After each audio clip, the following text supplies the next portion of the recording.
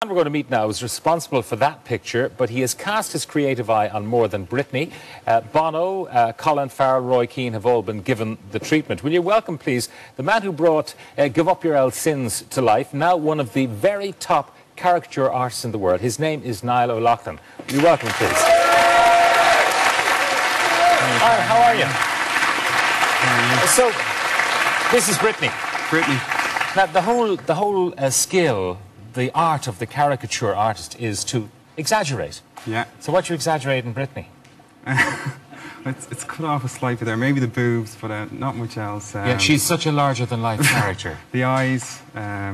She's kind of difficult. Like, good-looking women are quite difficult because, you know, if you push it too far, you're going to lose the likeness and so on. So with women, you've got to kind of play it down a little bit, be nice. What's the idea of the caricature? Is it sort of to keep the resemblance but make them eccentric looking? Yeah, everybody thinks a caricature is to bring out the bad points. With somebody maybe like Britney or somebody else, sometimes it's bring out the good points. So if you've got nice eyes, really make the eyes nice and bring out good points. So okay, I wasn't too cruel on her, as you can see. Let's just have a look at some of these underneath. This is the Manchester United team.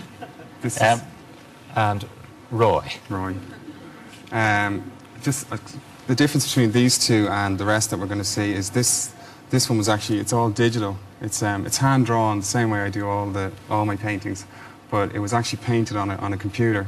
So this had no life until it was printed? Yeah, exactly. No physical reality? There's no actual, physical copy of it. There's no original of this? So that's the difference with digital and paintings. Each one of these is actually an individual drawing that's layered on top of each other. Yeah. And each one can be taken and each one of those, you had to study pictures of, say, Wayne Rooney here to present the likeness. Yeah, I probably maybe have about 30, 40 pictures of each of them before I'd start and sketch and sketch over and over again until I... Let's move on to the next man. I don't know what Bono thinks of this representation of himself. He probably hasn't seen it, but maybe he will now. I think this is the second painting I ever did. What was the first one? Ozzy Osbourne. It was just I don't know. Yeah, it certainly is Bono. There's no question about that. Yeah, so, in case he's watching, I don't want to be too close. I think I kind of captured him, Yeah, you've painted Bono before. I have, yeah. I did a portrait of him. It's similar to the Colin Farrell type one that we'll see.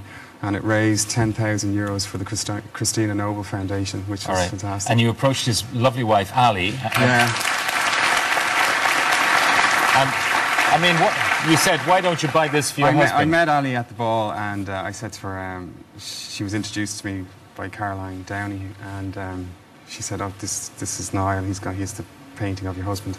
And she said, well, I can tell you now I'm not going to buy it. And I said, fair enough. And I said, why? And she goes, I'm sick of looking at him, she said. Sick of looking at him. Well, here's the four of them, Adam and Edge and Larry and Bono. This is my first ever oil painting. It's the first time I ever tried oils. Kind of a little bit ambitious maybe for my first oil painting, but I really enjoyed it. Oils are quite messy. They take quite a long time to dry, but I really enjoyed doing it. This took I've kind of been working on it over the last 6 months, and it's just gone on show in the Green Gallery in town. So it's.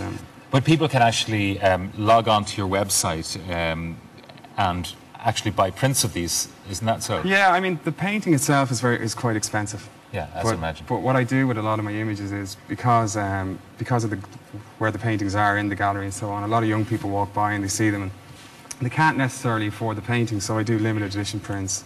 And so people can buy the prints, and all the prints are signed, and that's how I kind of... And then okay. Moving on to the next one. This is a very interesting picture of Colin, because it's got that black and white, that sort of... It's very much like a black and white movie. Yeah, this is probably one of my more arty ones. I think, I was in a kind of a dark mood that day or something, I don't know, and just decided to see, could I do a portrait? I mean, a lot of people ask me, because you do caricatures, can you do a portrait, can you pull it back? And I think just as a test to myself, I just said, I'd see, could I do it? Yeah, because this is a portrait more than a caricature, yeah, I mean, isn't it? So? I think so. I mean, maybe some people will say, it looks... Yeah, I think it is. I mean, I think I held back as much as possible. Whereas if we move on to Brian O'Driscoll... this is definitely a caricature. Yeah, I'll let you in on a little secret, okay? Yeah, go on. the goatee is still wet.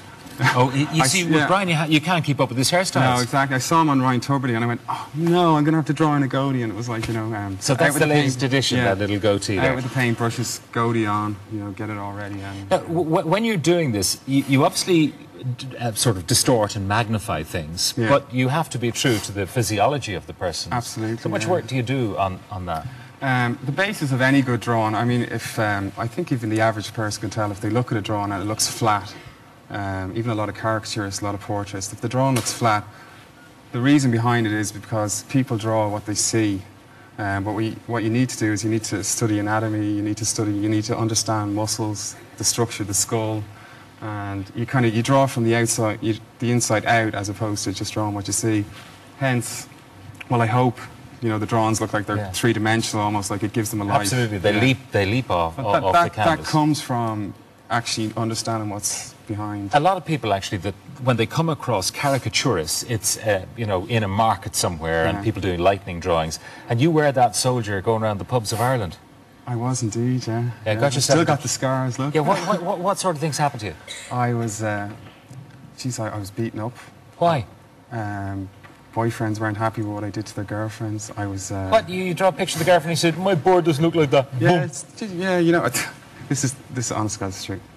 A girl one time, she sat down in front of me, she said, don't draw me with a big nose. Worst thing you can say to a caricaturist, to point out the obvious. The first thing he sees is the schnoz. It's the schnoz. So I thought I made the nose smaller. The nose was huge. I was just going to draw a nose and just give it to her. So I thought I made the nose smaller.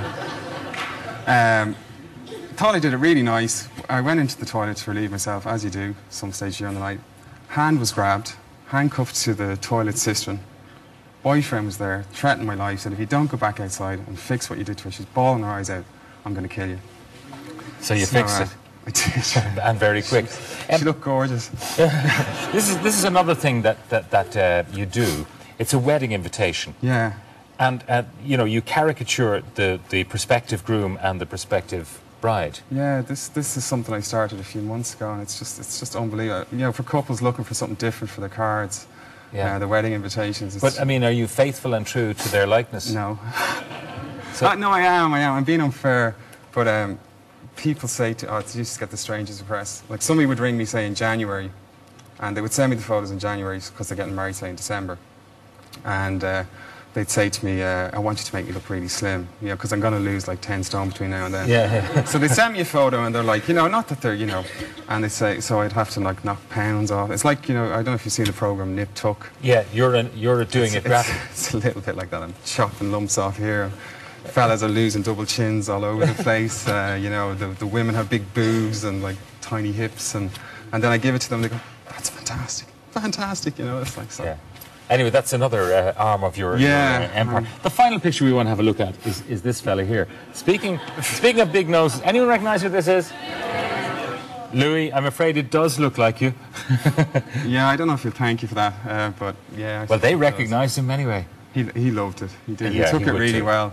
This was one of 6 commissions of a commission that Caroline Downey of MCD for Westlife, and it was a gift to them that was presented at the Childline concert this year. So it was a complete surprise. All the Westlife lads arrived in. I had the caricatures all set up. They came in. They were all presented, and the reactions were fantastic. Yeah, and in fact, we borrowed this back from Louis to show it to everybody. You have a fantastic talent. Absolutely. Thank you. And thank you very much for showing you. to us tonight. Thanks a million.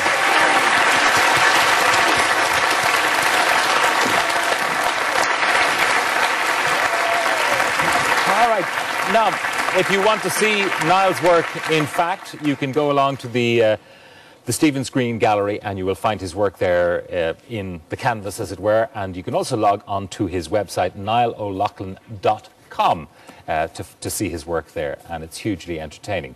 Now, my next guest got rid of his mobile phone 2 years